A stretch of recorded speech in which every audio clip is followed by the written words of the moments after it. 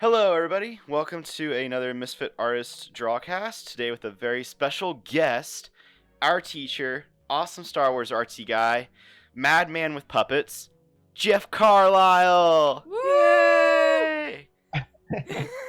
Oh, thank you guys. Thank you so much for having me. Yeah. Is there anything you want to preface yourself with at the top, or do you feel like that? Preface myself. Well, Yeah. that sounds very self-congratulatory.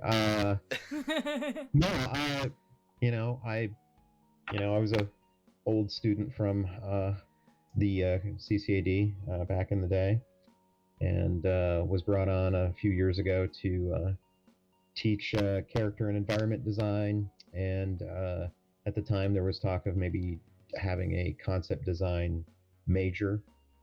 And so Stu McKissick, who was there for many years and was never one of my teachers, but was one of my advisors, asked if I would come in and set some stuff up. And yeah. And so for the last 3 years, I've been teaching as an adjunct there and having a really good time.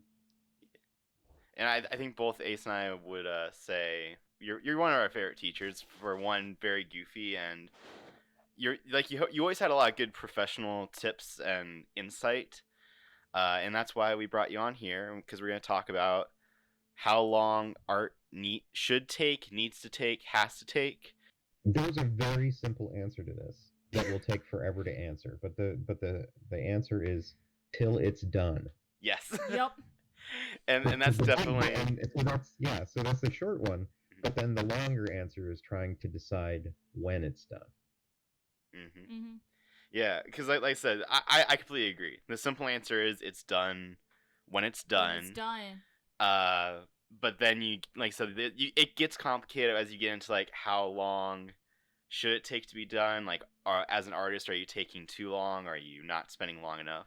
Because I know as an animator, that was one of the first things. Like day one, freshman year, Charlotte came in and she was like, every minute you spend on one frame, the studio is losing money because you have 1,000 of these to draw. You have all this to do. So for me specifically, it got drilled in like time is money, be efficient.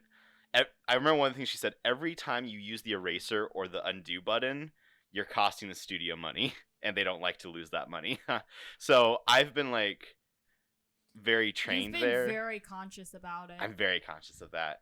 But again, then I see people like Ace, who does her her comics, and she spends this very long time on one page, and it shows. It's amazing. Again, I've seen some of the stuff you've done for your Star Wars shows and everything. It's like, oh my gosh, and you're very comfortable with it taking the days or months or whatever it has to take. So yeah, it's not that I'm very comfortable that it takes that long. It's just that it takes that long. So the big problem with me is I have undiagnosed obsessive compulsive disorder. I really want to show everything. The artwork that I was attracted to when I was younger was the type of artwork that you could get lost in. Mm-hmm. And I have this fundamental philosophy when it comes to illustration. It doesn't apply to animation. Mm-hmm. But in illustration, if I'm going to spend, a number of weeks or even a month or months on a piece of work, I want people to spend at least a fraction of that amount of time exploring it. And I want the work that I do to work on multiple levels. I want people to just be able to look at it and say like, oh, yeah, that's nice. And then I want people to go in and appreciate it, hopefully from a sense of design, from hopefully the color is not repugnant. And then I want them to notice the little things that I did to amuse myself while making it. No, that's why it takes so long for me to do stuff. I think that definitely also applies to animation, because like, especially if it's a short one, you want them to want to replay it. If I ever show someone an animation and they watch it once and they're done with it, I'm like, oh no.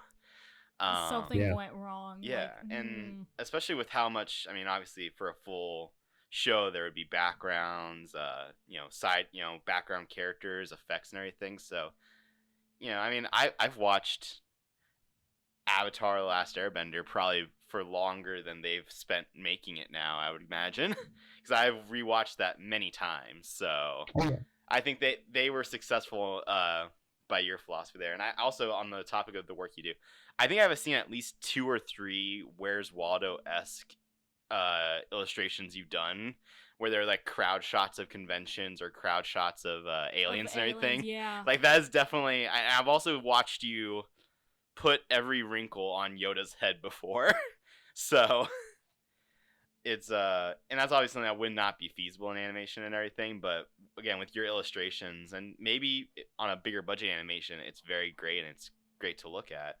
No, but the thing is, if you have a static crowd shot that you're going to do a camera pan over, that gives you a freedom to you just need to have what suggests what you need to show. But if you're frozen anywhere, it's like if you have a locked shot anywhere, that is your key to sneak some stuff in just for yourself. And it's like I think of Gravity Falls, which is one of my favorite shows along with Avatar. And how many little background characters did Alex Hirsch and his team put in there? And some of them become important plot points later in the series. Yep. The idea, but of course that was a whole show whose whole concept was about ciphers and hidden messages and hidden layers. So yeah, I mean it really comes down to the project. Yeah. And it comes down, there's the deadline, there is there is the style that you are asked to emulate or to support. There is the expectations of the people that you're working with. And the thing is, there is a very noticeable difference between student work and professional work. And it has nothing to do with students doing anything wrong. It has nothing to do with there isn't any kind of issue. It's just that when your focus is getting a grade in a class so you can continue on with your education, you have a different mindset than, oh my God, if I do this badly, I will never work again, and my rent will not get paid. And it's like a light switch that gets turned on in your brain after you graduate. It's one of the issues that I've had when I first started my first class. I was hell bent for leather that I wanted my students to act as much like professionals as they could. And very quickly I came to understand that they're going to give me the best that they can do, but fundamentally they're students. And they haven't been out in the world. They haven't experienced, the pressures. So they have a different mindset about everything that they're doing. Comes from brush strokes to the overall design of what they're doing. Their mindset is get it done, get the grade. And that's completely appropriate for being a student. In the meantime, they're also learning new concepts. They're being opened to information on many different fronts. So I had to change my expectations as I was going through. And hopefully the students were changing their expectations of me at the same time. I mean, on top of the whole, just as two of us who just finished the student portion of our lives. Obviously, we just didn't know, because like I said, as soon as I had my internship with Prevention Action Alliance, where I was able to do work that I was going to get money out of, and also, like I said, that professional reputation concern, immediately after that, my mindset began to change. But one of the things I always go back to, which is like, in my opinion, one of the biggest fundamental issues of art school, which it's supposed to pressure you, it's supposed to build that character. Like, I wanted to put way more time into your character design class specifically, just because it was such a fun. There were such fun projects to explore, but there was one. I just wanted to make sure that the class got passed, but there was also 2 or 3 other classes that demanded that same level of attention. Of attention. I was like, oh my gosh, this is good enough. I can't fail this class either. That And is also one of the things that teachers, especially adjunct professors who only have to deal with one or maybe two classes a semester, have to keep in their mind. yeah, It's like if you're asking students to take your class as serious as a heart attack and not take other classes that seriously, you're undercutting yourself and them. And the other thing is that you were in my class, and 8 weeks into it, the pandemic happened, and so we had to finish the second half of the class from yeah, home in a completely new, and it changed the entire rhythm. yeah, That I remember that project. I think it was we were starting to work on environments, and that first one that we tried online was just a disaster. And it was yeah. just like, you know what, we're just gonna let that go. And I remember every week the life faded from you a little bit more because you had such hopes. It was such a we were gonna make Kara. I don't know if you actually saw or heard about the project. We were gonna make different rooms of one giant haunted house.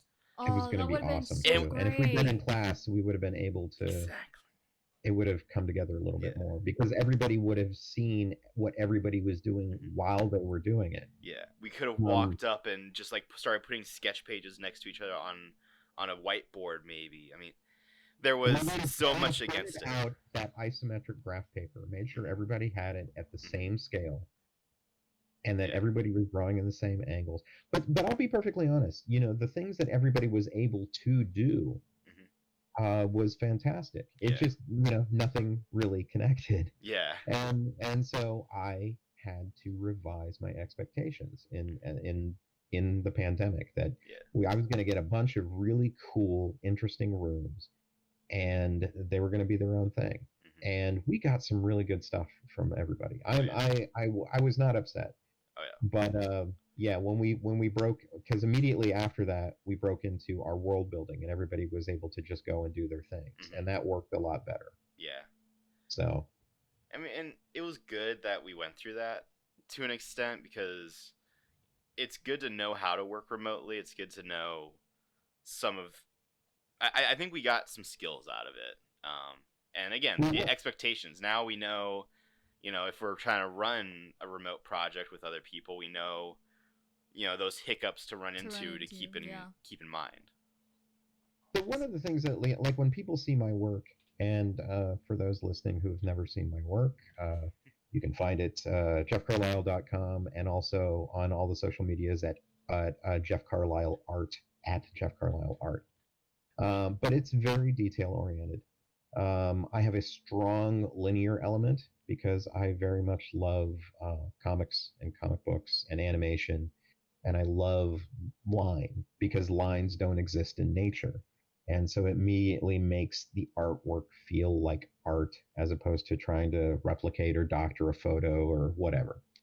But I have a lot of people who look at my artwork and think like, wow, this is amazing. And, and they expect me to just kind of sit down and then have this stuff like immediately just come out. It doesn't. You have to, at least I have to, factor failure as a step in the process of my work into everything that I do.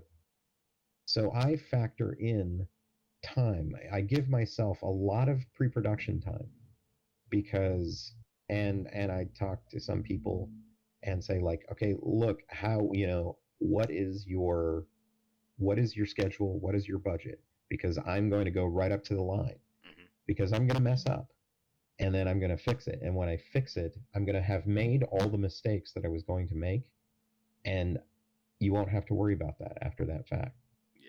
But I'm definitely a multi-stage, multi-version person. And when I was first starting out, I was a few years away from school, and it took a couple of years for my portfolio, for my work to get in front of people. But that's a whole series of stories. Yeah. But when I started, my work was good, but it wasn't anywhere near the people who I kind of compared myself to, the people who had been working for a long time. And it took a while for my aesthetic, for my detail, for my talent, and even just getting used to drawing directly into the computer. Because when I started, I was still drawing everything by hand, scanning it in, and then doing colors and adjustments and cleanup on the computer. After a few years, I just started cutting out doing things on paper and doing things directly into the computer. And then it's been recently, like within the last 6 or 7 years, I've kind of gone back to doing things by hand again. And either now, this is the thing that I really love. I might do all of my concepting and all of my sketching on the computer and then do a series of printouts and then using light tables and stuff like that, transfer it over to paper. So I'm actually using my computer as a sketching tool, which when I was younger would sound so completely alien. You would think that your computer is what you would do to do your finishes. But I found that it is, since you're not wasting paper, you can, undo, you can do all these wonderful things. Yeah. I find that it is a fantastic tool even for traditional art. Oh yeah. I think that's one of the probably the biggest tip for if you want to speed up your workflow, especially in the sketching process. Anything you can do to make yourself comfortable. If you feel more comfortable on paper, then that's going to get your ideas out faster. If you feel more comfortable with, like you said, the fact that you're not wasting sketchbook paper, that you're not, you can manipulate and do digital transforms. If that makes you feel more comfortable and gets you through that sketch phase faster and happier, and if you're happy with your sketch, you're going to be more confident with refining it later.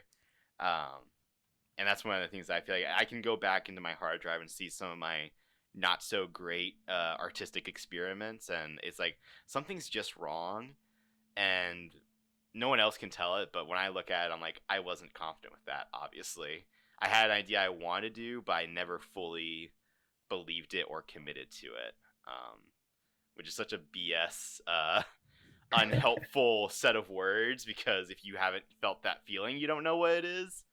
But that's one of the things, like when I started the little bits of freelance that I've done and professional work I've done, it was simply that, because when I do work, even if I like my day job at Target, the thing that makes me go the fastest is, again, just being like, what will happen is what will happen. I'm going to get whatever I can done. And somehow that just magically makes me go faster. I mean, does that make sense, or am I sounding like a crazy person now? No, it makes perfect sense. And like one of the other things is, as you are making the shift from being a student to a professional, student work, a lot of rules and impediments are put in your way. In order, it's like you definitely are not a tracer. You are definitely not it's not about, they don't want you to cut corners. They don't want you to do, the things that are going to save you time. And as you are a professional, you come to see those things that were forbidden in art school as just being tools in your toolbox for helping you get where you need to get done. I was in art school, and there was an issue of step-by-step graphics that came out, and I discovered that Drew Struzan, the great movie poster artist who did like all the great movie posters of the 1980s and 1990s and early 2000s, used an opaque projector to project, photo reference up on the wall. He arranged it and would do his, line drawings and everything like that. So it's like, oh my God, Drew Struzan is a tracer. Burn him at the stake! Well, yeah, and so you're thinking like, oh, the art is fake, and it isn't. It's simply a tool in the toolbox, especially when you are working with clients who require you to have perfect likenesses of people for legal reasons as well as professional ones. Or if they need the style to really match up well, and for whatever reason you're having a hard time staying on model, pull up the character turnaround, put that as close to it as possible and get it right. Yeah. Because if you draw, Anakin the wrong way, I'm sure the mouse is going to be mad at you. There is a reason why, character sheets, well, you've got your character sheets, but then you've also got your rules sheets. And there's a reason that they're there. Those rule sheets are for you to have in the back of your mind when you are doing a character.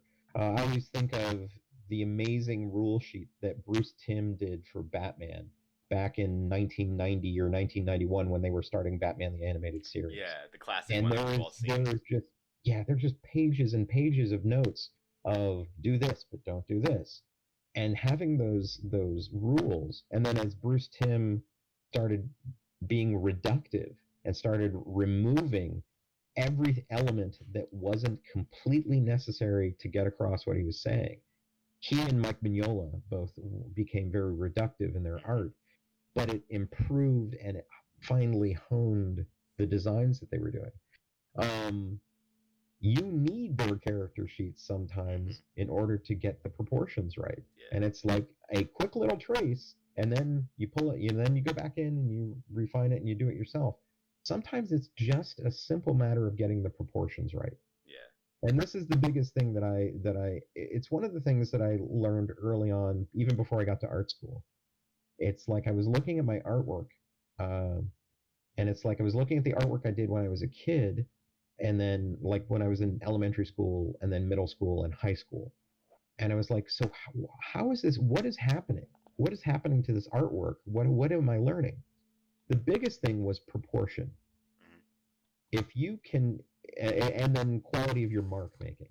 Those are the two things that really kind of, and if you think about the difference between student work and professional work, proportion and the ability to kind of get things to look accurate. Let's say proportion and accuracy. Yeah. And quality of mark making. Which I think the mark making is one of the ones, like proportion you can study, you can look at, again, you can have the reference sheets up. The mark making goes back to that whole, you literally just have to get used to it. You have to get that muscle memory down. You have to be able to, if you're doing one style, you have to be comfortable with that. Studies are so important. That's why studies are a thing. And I talk to you guys, I talk to a bunch of different classes. Sometimes, pull your sketchbooks out and just practice your lines. One of the things with students' work is that you see hesitancy. You see these quick little choppy strokes, brush strokes, and then when you look at professional work, you see these long controlled lines or long controlled, brush strokes. Yeah. And you have to be taught, you have to teach yourself how to do that. And you're going to have to spend time making those marks, because you can't just suddenly do it. Yeah. Mm-hmm. You have to take the time. And it's the old joke.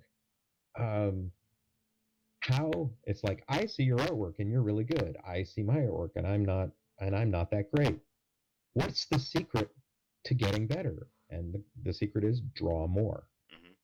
There is no secret. The only way to get better is to draw more. Draw and paint and practice. Correct. And the thing is, we want things to happen immediately, and we want the work that we do to be fantastic from the get-go. And it's just not.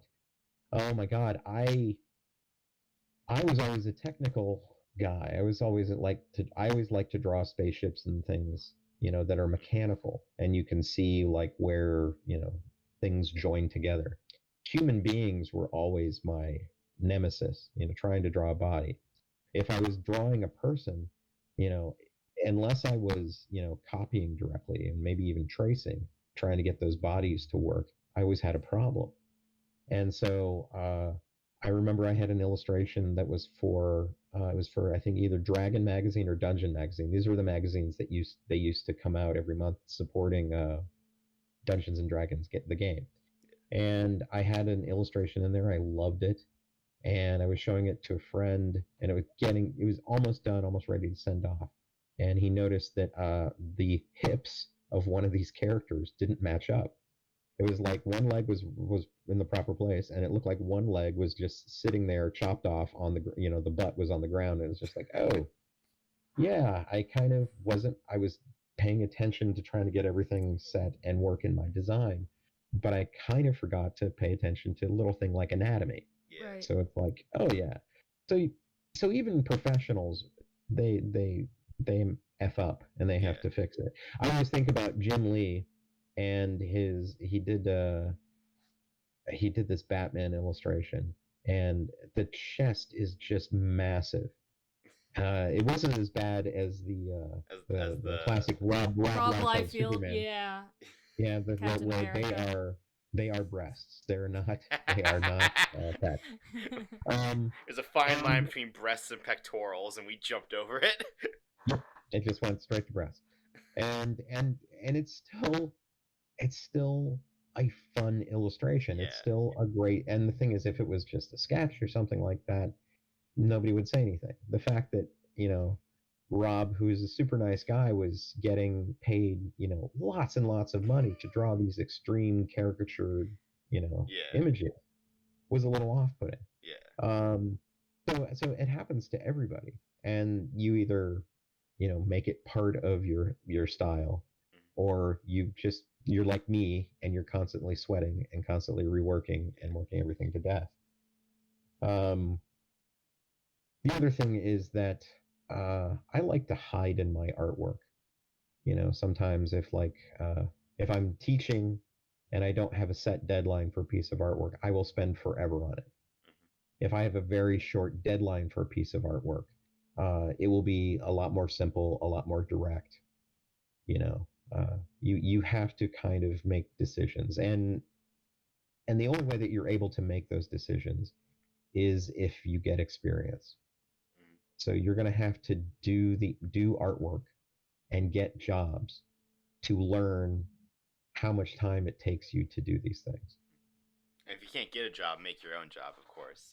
Exactly. Anything that can get you that experience. If no one's paying you to draw their characters, then even if you're not gonna see it through to the end, if you want to be a concept artist, come up with your little show write up and just start making the stuff, so that then if someone does hire you to do concept work, one, you have examples of show, and you can say, okay, that it took me 3 hours for each angle of the character. They want 6 angles. That's 18 hours. Wow, that was fast math.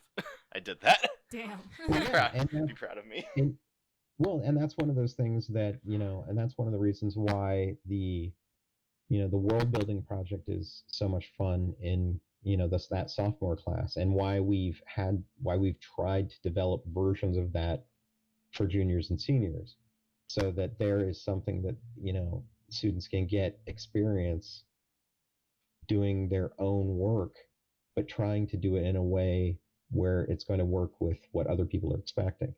And the other thing is, when you are working, you're going to be subject to our friend, Mr. NDA, Mr. Non-Disclosure Agreement. Yep. And there's going to be a lot of things that you do, things that you're incredibly proud of, things that really show your talent, that you cannot legally share with anybody. Sometimes till X date, sometimes never, because it doesn't actually release.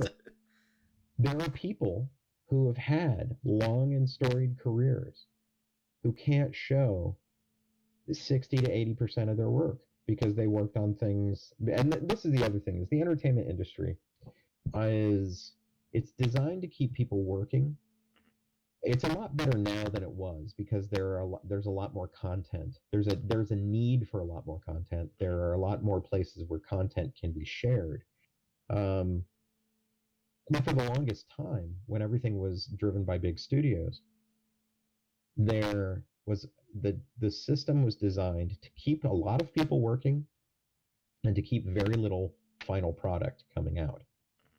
And so there are people who have had long, lustrous careers who can't share most of the things that they've done.